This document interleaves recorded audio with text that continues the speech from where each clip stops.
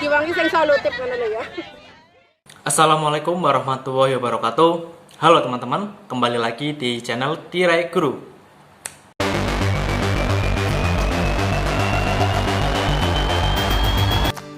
Oke, ini adalah episode pertama di channel ini yang akan membahas maupun mengulas sebuah film maupun nantinya kita akan mengulas sebuah novel kayak gitu ya. Walaupun memang meskipun pada dasarnya channel ini sebenarnya lebih banyak membahas terkait media pembelajaran yang berfokus pada media pembelajaran bahasa Indonesia, tapi nggak apa-apa, kita sekali-kali masuk ke ranah lain.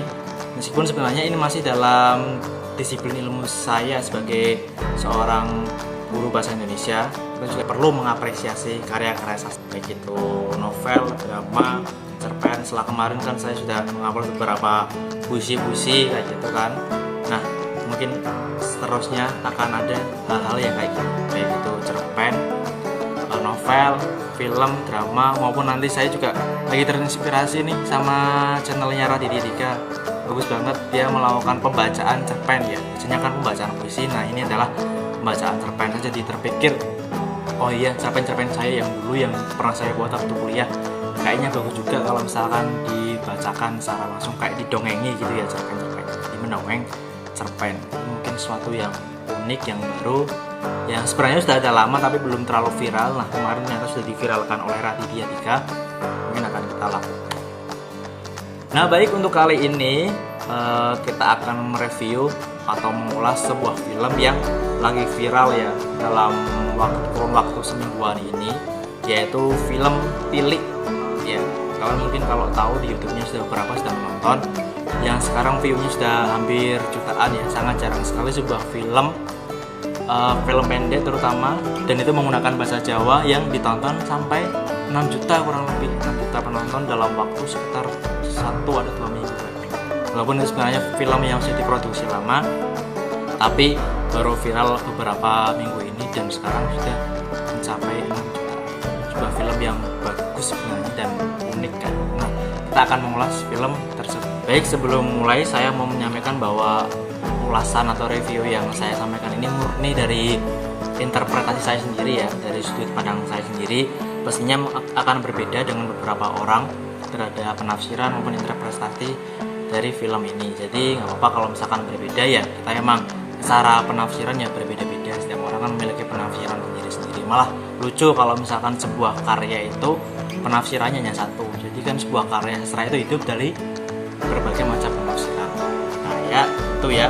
Oke, langsung saja kita mulai. Jadi film Tilik ini adalah film yang diproduksi tahun 2018 garapan Rafatana Film yang disutradarai oleh Wahyu Agung Prasetyo. Di dalam cerita ini ada tokoh sentralnya ya, yaitu Butejo, dan juga ada Yuning. Jadi mereka berdua ini adalah tokoh sentral yang terus melakukan pertentangan konflik antara keduanya. Jadi memang dari awal cerita sampai akhir ini memang kedua ini adalah sebuah tokoh yang memiliki peran yang sangat sentral. Dari alur cerita sendiri sebenarnya saya menangkap bahwa film Tilik ini kayak bener-bener film yang saya menduga film Tilik ini adalah film yang diadaptasi dari sebuah cerpen dulu sebelumnya. Jadi sebelum menjadi sebuah film, ini adalah, saya menduga ini adalah sebuah cerpen karena dari segi alur, dari segi plot, ini tuh ceritanya tuh kayak cerpen banget. Jadi kan sering kan ada genre-genre cerpen yang ada sebuah tokohnya itu tidak terlalu sering dalam cerita keluar dalam cerita, tapi diceritakan terus. Seperti kayak di film ini, kayak tokoh Dian itu kan dia kan jarang masuk ke dalam cerita, tapi disampaikan terus, disebut-sebut terus namanya oleh kedua tokoh ini, oleh Yuning maupun oleh Butejo. Jadi saya pikir ini secara alur kok kayak sering saya lihat dalam sebuah cerpen yang sering muat di Suara Merdeka, di Kompas. Biasanya kan alurnya kayak jadi sebuah teknik penceritaan yang dimana dua tokoh atau beberapa tokoh itu menceritakan tokoh yang sebenarnya jarang keluar dalam cerita. Dia hanya menyebutkan nama, hanya menyebutkan wataknya, karakternya, tapi dia sendiri, orang yang diceritakan itu tidak sering banget terjun ke dalam cerita tersebut, seperti yang terjadi pada dia. Jadi memang perdebatan atau konflik batin yang terjadi itu antara Yuning dan Butejo yang saling berdebat dari kondisi Dian ya. Jadi emang Butejo itu karakternya itu orang yang sering gibah gitu ya, ngomongnya ceplos-ceplos, sedangkan Yuning itu adalah orang yang mungkin lebih kalem, lebih cool, dan dia lebih bisa menyaring informasi. Memang dari segi temanya, ini film ini memang mengangkat dua tema besar ya. Yang pertama adalah tentang penyebaran berita hoax, dan yang kedua adalah tentang hak wanita dalam menentukan statusnya. Ini dua tema ini bukan penafsiran dari saya sendiri, itu memang sebuah statement atau pernyataan resmi dari pihak yang penggarap film ini. Memang film ini adalah sebuah kampanye dari anti hoax ya. Cuman yang mungkin ini banyak dikritik oleh orang-orang, kampanyenya ini kok anti hoax, tapi kenapa di ending ketika kalian menonton film ini sampai akhir itu kok seakan-akan kok seperti membenarkan hoax itu sendiri. Jadi kan emang dalam cerita itu kan yang sering menebar hoax, yang sering menebar berita-berita tidak benar itu kan dari sosial media itu adalah Butejo. Dari awal dia bilang bahwa Dian itu adalah perempuan yang tidak benar, dia sering jalan dengan om-om kayak gitu kan. Terus juga katanya Dian itu hamil kayak gitu ya.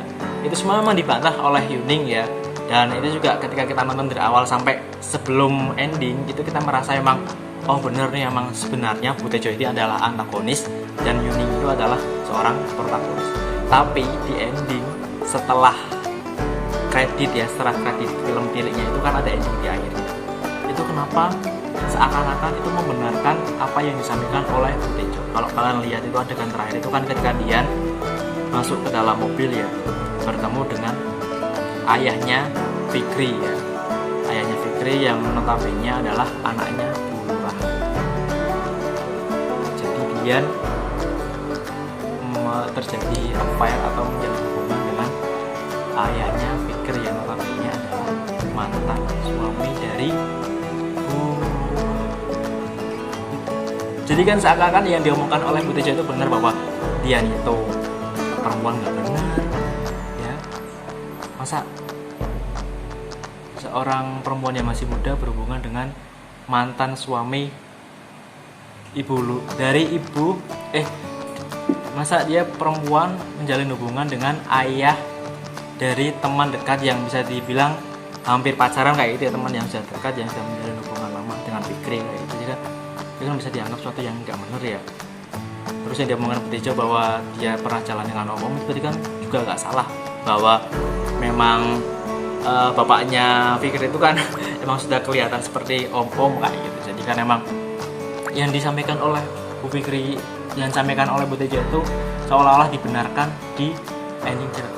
Memang mungkin sebenarnya dari penggarapnya ingin mencoba menciptakan sebuah plot twist ya. Sebenarnya bagus itu, plot twistnya bagus, tidak terduga. Hanya saja kalau seandainya tidak ada jargon-jargon terhadap kampanye anti berita hoax kayak itu, kita tidak diberi batasan penafsiran dari awal, mungkin itu adalah sesuatu yang brilian ya, yang sangat plot twist sekali. Tapi karena di awal memang sudah disampaikan bahwa ini adalah film yang bertujuan untuk sebagai bahan edukasi terhadap anti penyebaran berita hoax, jadi kan misalnya kita terbatasi penafsirannya.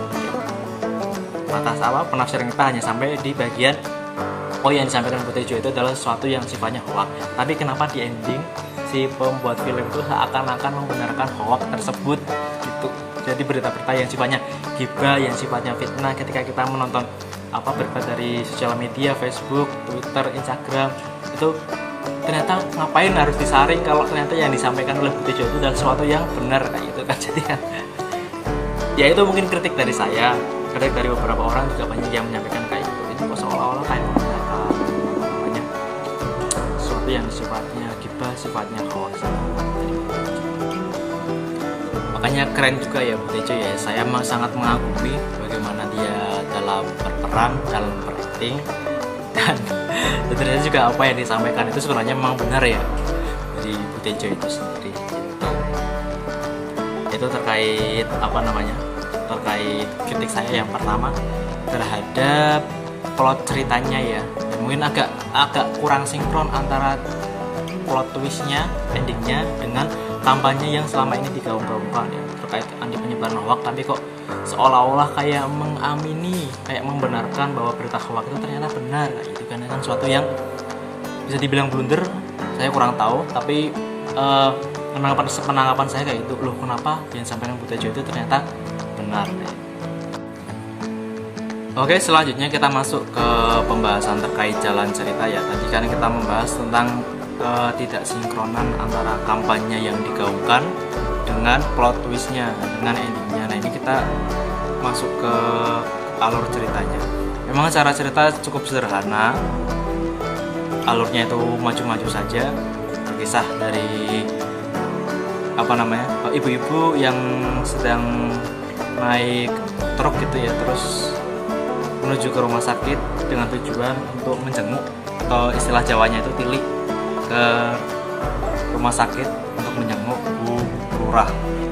Dari alur ceritanya memang sebenarnya sederhana sekali ya, berkisah dari sekumpulan ibu-ibu, rombongan ibu-ibu yang menaiki truk untuk menuju ke rumah sakit dalam rangka menjenguk Ibu Lurah mereka yang lagi sakit, terus dirawat di rumah sakit.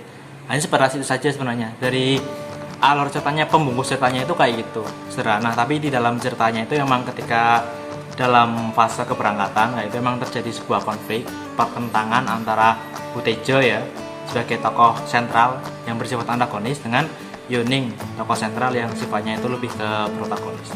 Di dalamnya juga ada bumbu-bumbunya ketika terjadi peristiwa, ada orang yang muntah, ada ibu-ibu yang muntah, terus juga ketika Bu Tejo kebelet pipis kayak gitu kan, di dalamnya juga ada bumbu-bumbu kayak gitu. Terus ketika ditilang, itu adalah mungkin salah satu adegan yang cukup menyita perhatian ya, karena cukup lucu sekali ketika the power of mama kayak gitu ya, seorang polisi pun kalah menghadapi kekuatan atau kenekatan dari mama ya.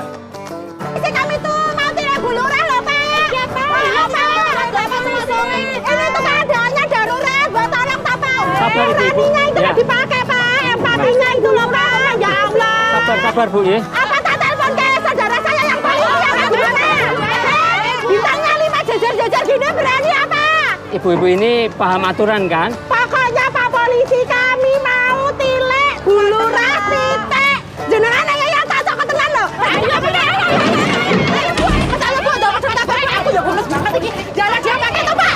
Kok ini jalan dia pakai? Jalan aja Sabar Bu, sabar Bu. Ada hijau bilang ngomong. Gua tolong jadi mati juga tinggal.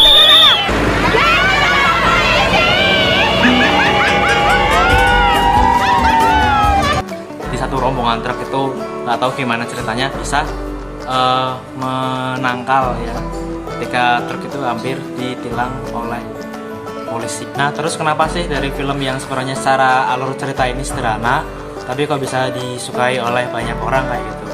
Kalau dari saya sendiri, dari penanggapan saya sendiri, ini lebih ke realitasnya ya, bagaimana film ini seperti merepresentasikan realitas kehidupan yang sebenarnya, kondisi sosial yang sebenarnya, bagaimana ganasnya ibu-ibu ketika sedang berbicara mengobrolkan sesuatu, itu kan sesuatu yang sudah menjadi pengetahuan umum kayak gitu ya, tidak perlu dibantah lagi. Emang kondisi ibu-ibu ya kebanyakan ketika bertemu ngobrol ya kayak gitulah, terlalu ganas dan luar biasa. Memang secara relevansi itu cukup relate sekali dengan kondisi kehidupan masyarakat di Indonesia, khususnya di Jawa ya. Bagaimana di Jawa itu kan sangat kental sekali adatnya ngerasani kayak gitu ya, istilahnya ngerasani maupun gibah kayak gitu.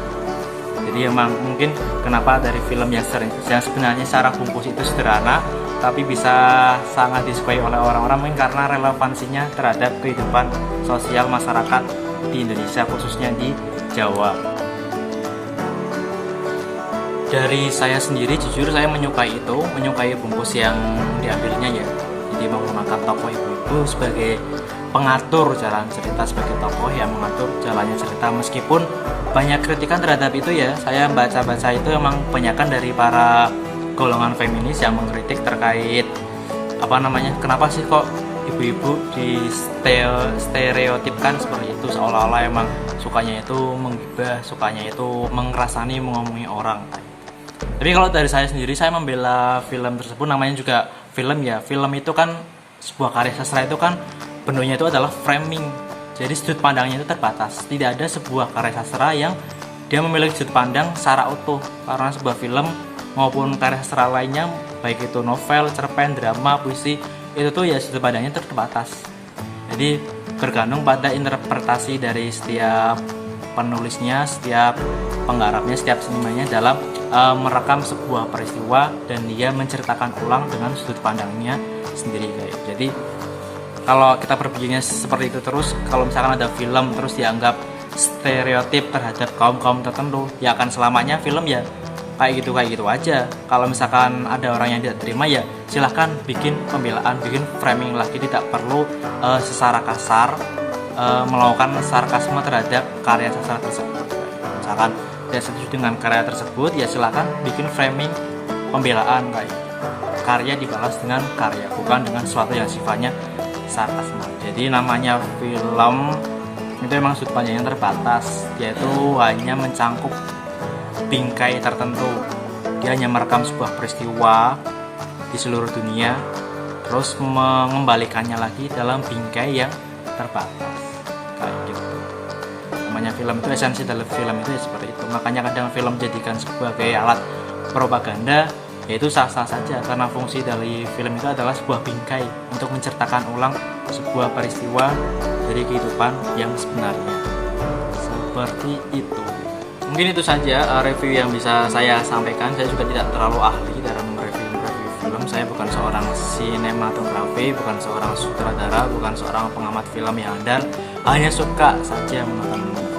Mungkin kedepannya saya juga akan mereview film-film lainnya, yang film-film pendek yang menggunakan bahasa Jawa. Banyak sekali ternyata memang film dari Rakana Film itu sebenarnya udah banyak film-film Jawa yang bagus, kayak Anak Lanang, terus Lemantun. Itu film yang sudah lama saya tonton sebenarnya, cuman baru akhir-akhir ini hit dan saya tonton ulang. Oh ternyata emang sebenarnya bagus sekali kayak gitu. Yang ini depannya akan saya review lagi film-film yang lain. Kayak Anak Lanang itu film yang bagus sekali, yaitu one shot kamera, sekali take. Itu kalian mungkin bisa nonton. Kalau misalkan belum nonton, jangan hanya menonton film tilik, masih banyak film-film bahasa Jawa lain yang bagus, film-film pendek lainnya bagus. Tidak harus bahasa Jawa, bahasa lain. Ada, saya pernah nonton film bahasa Madura, judulnya Jidullah, itu juga bagus sekali. Film-film bahasa Indonesia juga banyak yang bagus. Silakan kalian bisa nonton. Baik, itu saja. Silakan kalau dari kalian mau memberikan komentar, sanggahan terhadap review saya, silakan bisa langsung ketik saja di kolom komentar ya. Kayak itu misalkan, saya gak setuju nih sama pendapat saya yang kayak gini, silakan bisa tulis di kolom komentar. Jangan lupa like, share, subscribe ya, supaya channel ini terus berkembang. Kalau kalian suka dan puas terhadap apa yang disajikan dalam channel. Sampai ketemu di video-video saya selanjutnya. Wassalamualaikum warahmatullahi wabarakatuh.